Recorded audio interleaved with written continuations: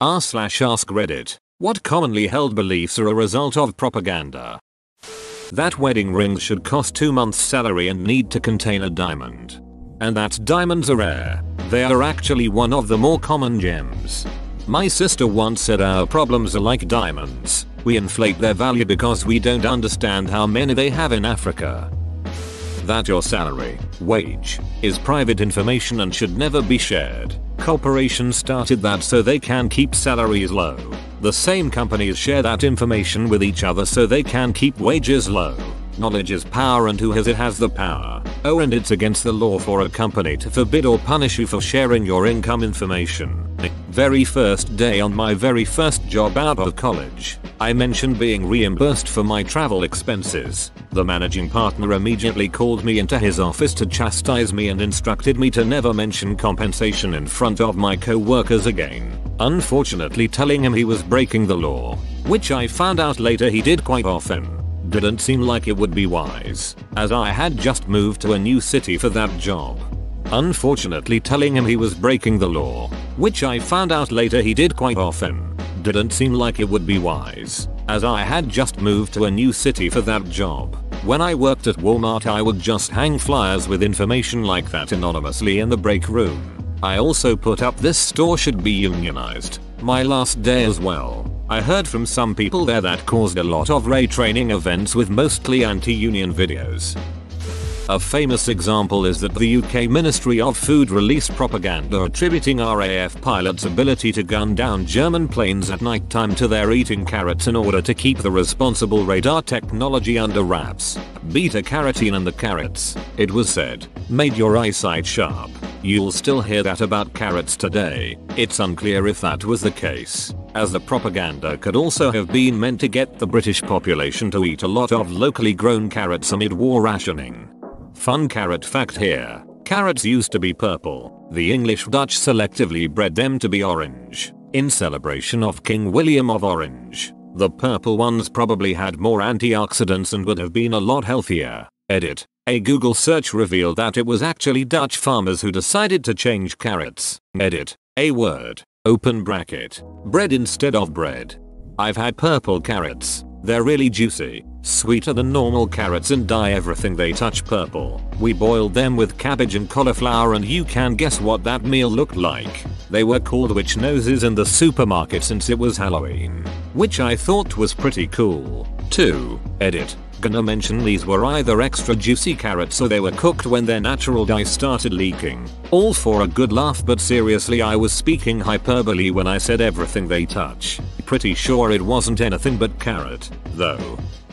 That the McDonald's coffee lawsuit was frivolous. Nope. That was a legitimate lawsuit. The woman asked for medical reimbursement and they refused. So she took it to a higher authority. Judge ruled that MCD was in the wrong, and MCD paid out. They then spread propaganda to diminish the lawsuit to make it sound frivolous. Now it's used as a prime example against any lawsuit that seems even remotely frivolous. That all happened in 1994. Though initially awarded $2.8 million, she only got $600,000. She died in 2004, and her granddaughter said that the whole ordeal really screwed up her life. Her quality of life diminished greatly. The money went to pay for a live-in nurse for her last few years.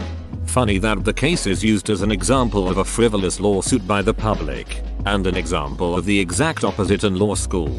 All you have to do is take one look at the photos of the burns that she suffered that were introduced as evidence to know that it was not a frivolous lawsuit. Edit. Really enjoying being called a retard for not condemning this woman for her own stupidity. You're welcome to disagree with the final settlement, but I stand by the statement that the wound was severe enough to warrant adjudication in court. It's not like she just got her pants wet.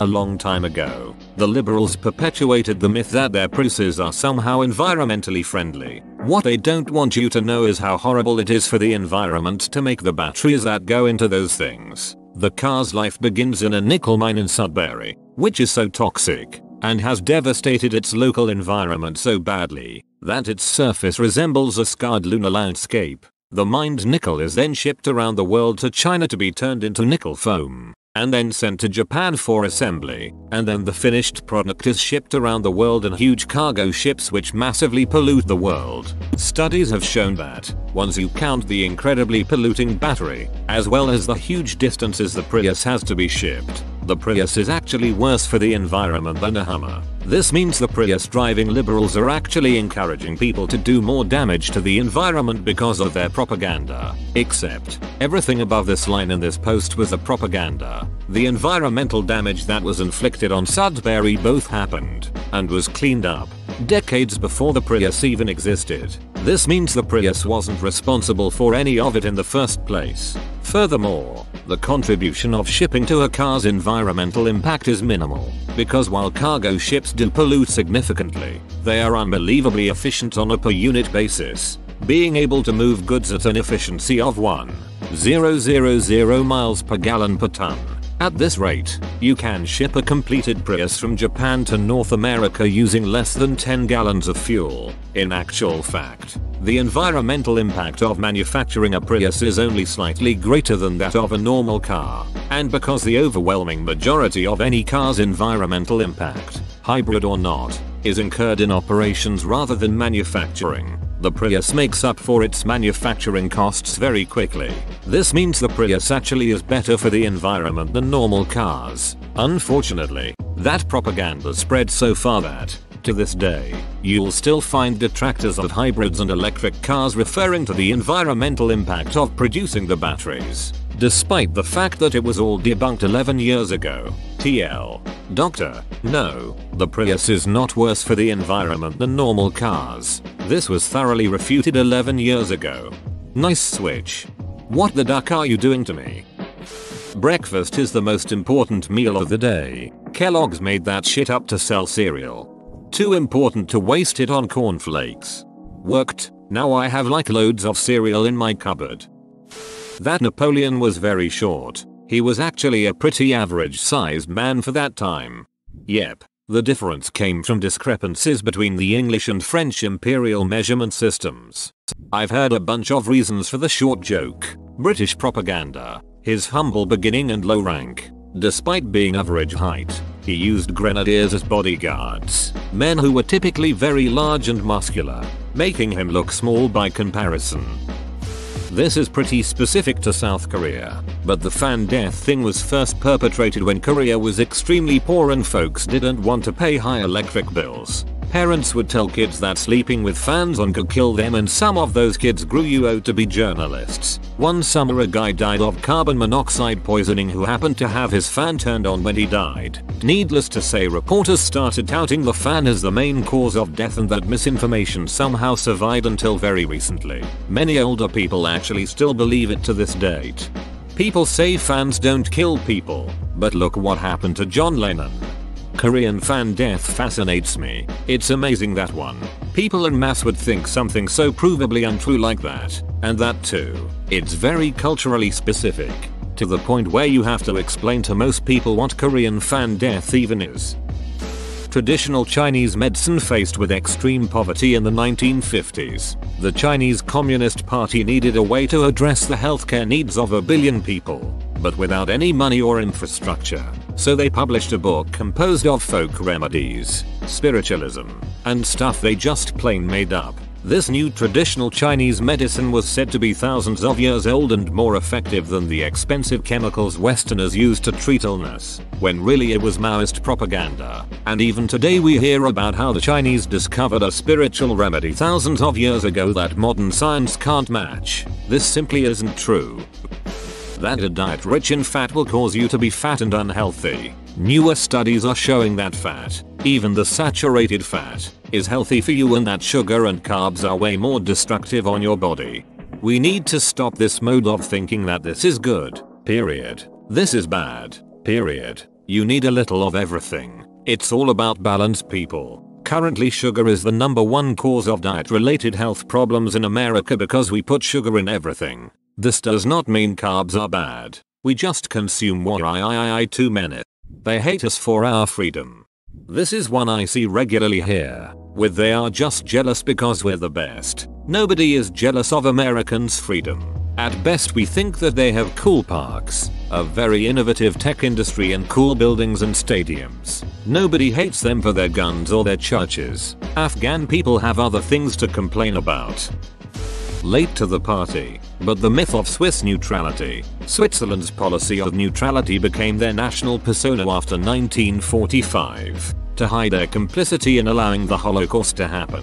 Things like refusing border entry to German Jews fleeing the Reich and allowing stolen Jewish property to be saved in Swiss banks, while Switzerland had been neutral in previous conflicts. The idea that this was the Swiss way only started to propagate when people started asking questions about why Switzerland didn't intervene during the Holocaust. Source: https://www.jta.org. The 16th of November 1994 archive. New documents show Swiss Nazi pact shattering myth of Swiss neutrality. There are tons of books on this, but of course everyone believes that the Swiss are neutral, so Switzerland sent back Jewish civilians to die and soldiers, mostly Allied, they interned in camps. Keeping soldiers out of the war made some sort of sense until the news came out about horrible conditions including rape and torture inside the camps. American prisoners were subjected to physical and sexual abuse, starvation, freezing, disease-ridden conditions and virtually no hygiene facilities. And the camp was exactly like, if not worse than, any POW camp in Germany. It was horrible. https://enm Wikipedia. Org Wiki War Willamoose internment camp. There was a good r/ask historians post on this. I'm trying but having trouble finding. That Subway's footlong subs are $5. $7. 10 inches just doesn't have the same ring to it. The moon landing was far more important than any other milestone in space in the 1950s and 1960s. First satellite, first man in space, first spacewalk, first orbit of the moon, all Soviet, so they must be far less important, right? Exactly. Those are milestones in the history of humanity, not just a single country's achievements. Discounting breakthroughs made by other countries is just plain ignorant.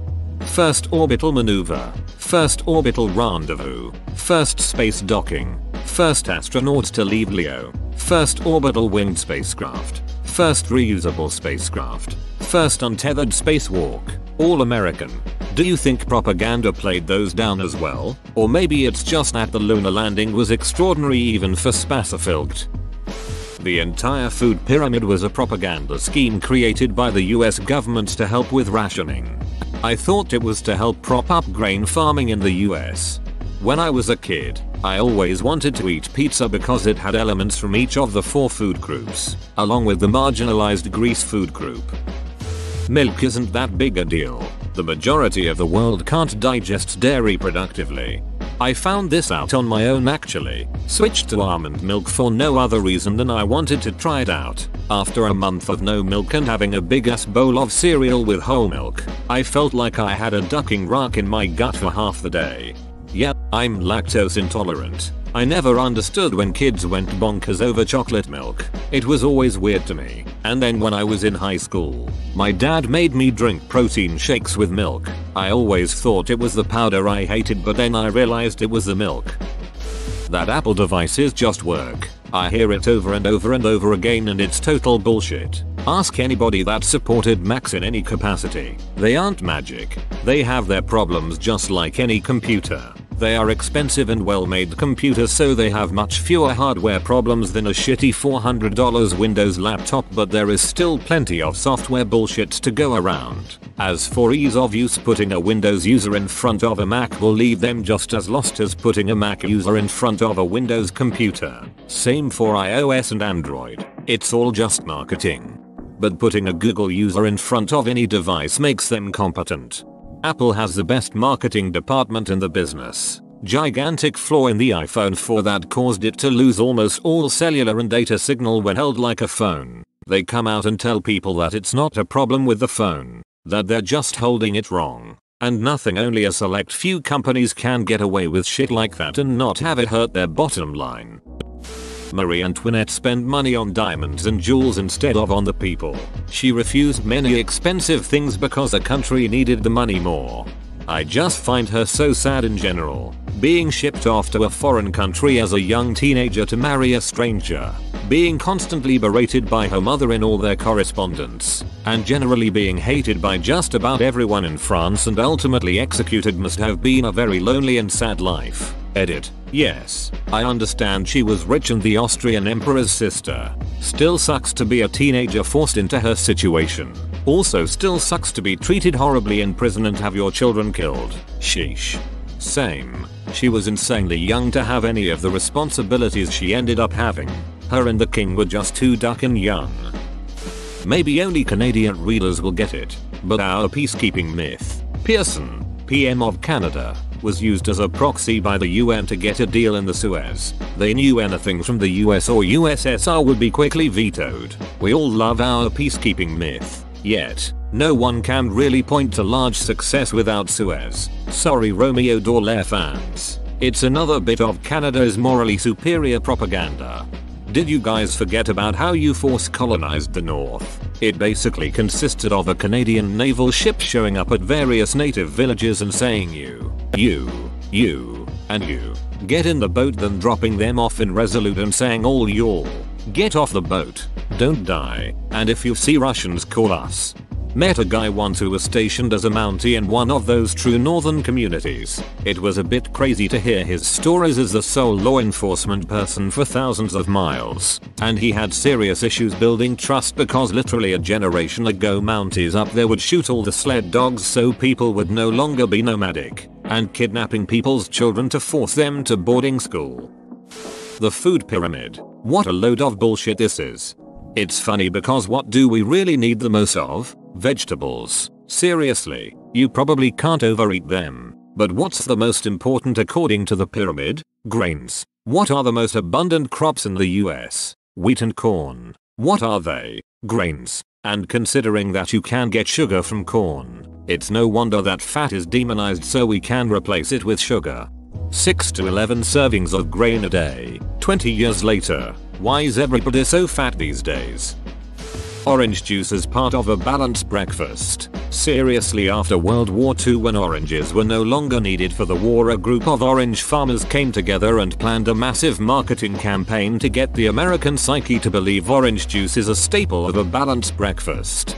How were oranges needed for the war? Genuinely curious. I've never heard this before. To avoid scurvy on the front lines, I'd assume.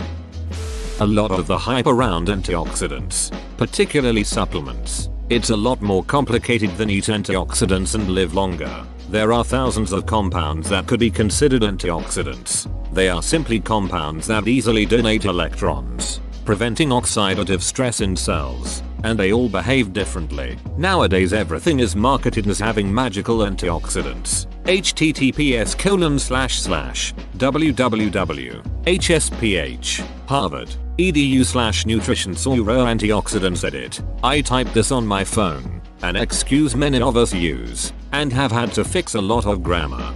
But superfoods are still real, right? I change my diet every month based on what food is currently the superfood on the most magazines. I assume this is the healthiest way one can live. That all GMOs cause cancer. No, actually, some GMOs allow companies to develop corn that doesn't need to be sprayed with carcinogenic pesticides to resist insect infestation. The problem with GMOs is when companies develop corn that is resistant to the pesticide, not the insect, so that they can spray more carcinogenic pesticide on the corn without killing the corn. That is the problem with certain GMOs. But the organic foods companies want you to think that any GMO is going to make you grow a second head.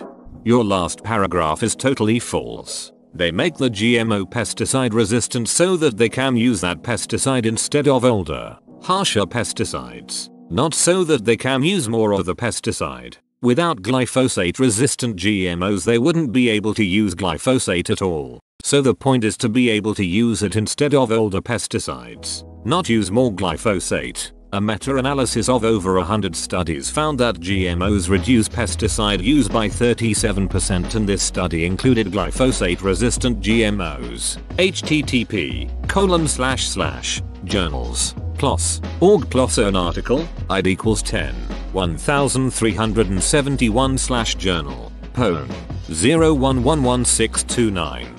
Another risk of GMOs is that they create a monoculture, like all corn being genetic clones, and something, like a fungus, that catches onto one crop will spread like wildfire to all the others. As is the case with most things, the real danger lies in unscrupulous and unethical business practices by companies with a near monopoly on something we all need to survive. Edit.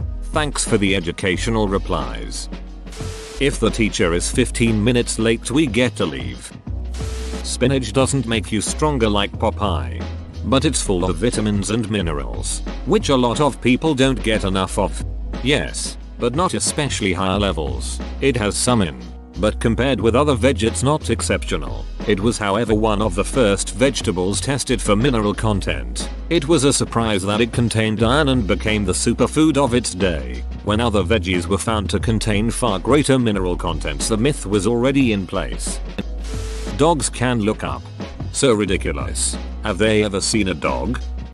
That welfare fraud and abuse are common.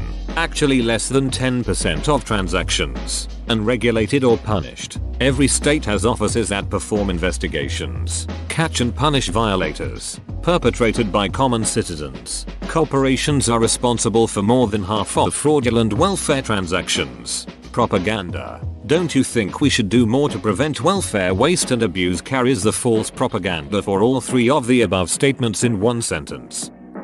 Socialism equals communism. Also capitalism balanced out with a social safety net. Universal healthcare equals socialism equals communism. Also, those buffoons who think that implementing socialized healthcare into the US, or at least putting an end to the insanely inflated costs, will immediately turn the country into Venezuela within a year and a half. Almost every negative view I have seen on marijuana and the dangers of it. Marijuana does adversely affect developing brains though. You should not use it during puberty. Also, all my friends who started smoking weed have basically based their whole life around it. They only hang out with the people they smoke with. Their only pastime is smoking weed. Just because marijuana itself has no ill medical effects doesn't mean it doesn't affect people. To that second point, it is possible that is due to the cultural perception around it. If it became more commonplace, it might not develop that kind of cult following. After a long career seeing headache patients every single working day, I strongly suspect that the entire concept of sinus headache came from advertising campaigns in the 60s and 70s for OTC decongestants and antihistamines, like the ones that show throbbing and swollen sinuses. Even reputable websites like WebMD have sections covering it. The concept is so well integrated into our body of common knowledge that hardly anyone even questions it. Another confounding factor is that many of these OTC sinus medications contain vasoconstrictors like pseudoephedrine, and often will relieve migraine headaches. But if someone thinks they have a sinus headache in the general region of their sinuses and a sinus medication relieves it, surely that proves it was a sinus headache? No. I have seen hundreds of patients come into the office because no one can help them with their sinus headaches, and the ENT already evaluated them and said their sinuses were completely normal. At least 90% of these patients have some species of migraine. This common misunderstanding among patients and doctors has resulted in tens of thousands of prescriptions for unnecessary antibiotics. The surprising kicker here is the fact that even if the person has a true bacterial sinus infection, there is no good evidence proving the effectiveness of antibiotics. Crazy, right? I have included a couple of links. https://www.webmd.com allergies antibiotics number 1 https://American Migraine Foundation org understanding migraine sinus headaches.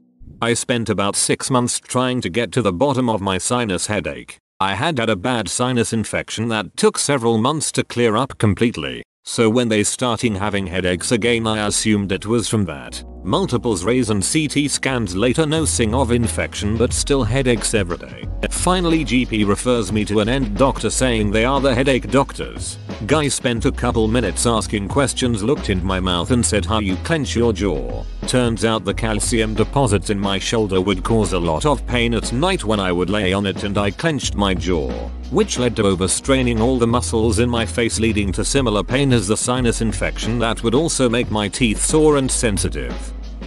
Breakfast foods should be cereal, breads and pastries. Being Asian and living in America, I always found this funny. Whenever people are like, OMG, you're going to eat for X meal. It's not like it's Y meal time. Like, it's all food, dude. Which is why Waffle House is the best restaurant. You can get whatever, whenever, and absolutely none of it is healthy.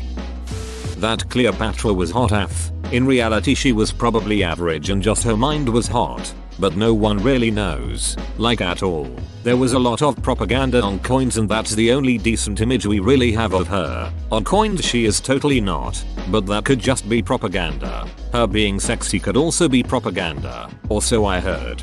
There are busts of her that were made current to her life. She was not unpleasant to look at. A very Greek face as she was Greek. http://www. Time Trips. Company. Pharaoh %20 Cleopatra. HTM. Also, I wonder how much of beauty in antiquity was just not having pox scars, having good teeth and hair, being fit and able. We forget there were so many diseases knocking around that just being completely healthy may well have made you stand out.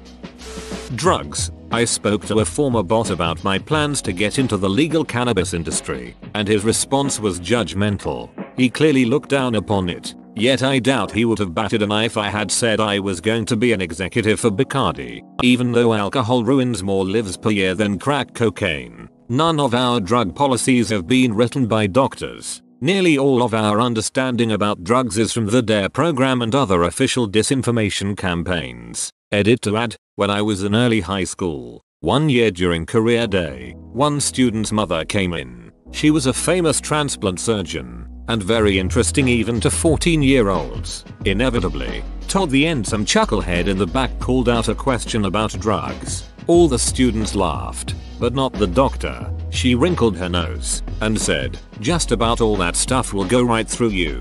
In moderation. Occasional cannabis, even occasional cocaine use, is really unlikely to have any health effects at all unless used regularly." And the teacher cut her off and nearly pushed her out of the room physically. I started to question the things I thought I knew drugs since then, but most people never revise their views. Whoa, you made it to the end? You're a ducking beast. I'll cut you a deal. Smash like and subscribe for more curated content, bruh. It's free and that's a great price.